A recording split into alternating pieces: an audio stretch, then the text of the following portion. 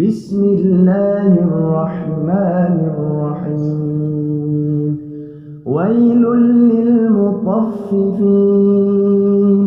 الذين إذا اكتالوا على الناس يستوفون وإذا كالوهم أو وزنوهم يخسرون ألا يظن أولئك أنهم مبعوثون ليوم عظيم يوم يقوم الناس لرب العالمين كلا إن كتاب الفجار لفي سجين وما أدراك ما سجين كتاب مرقوم ويل يومئذ للمكذبين الذين يكذبون بيوم الدين وما يكذب به إلا كل معتد أثيم إذا تتلى عليه آياتنا قال أساطير الأولين كلا بل ران على قلوبهم ما كانوا يكسبون كلا إنهم عن ربهم يومئذ لمحجوبون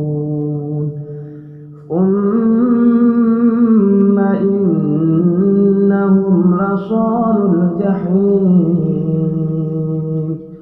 ثم يقال هذا الذي كنتم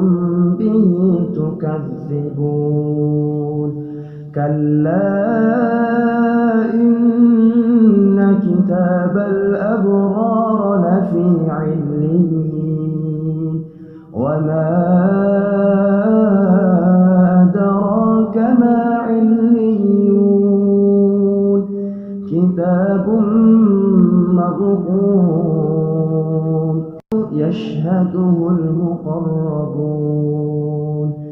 إن الأبرار لفي نعيم على الأرائك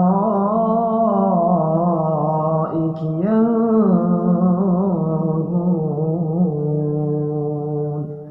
تعرف في وجوههم نظرة النعيم يسقون من رحيق مختوم ختامه مسك وفي ذلك فليتنافس المتنافسون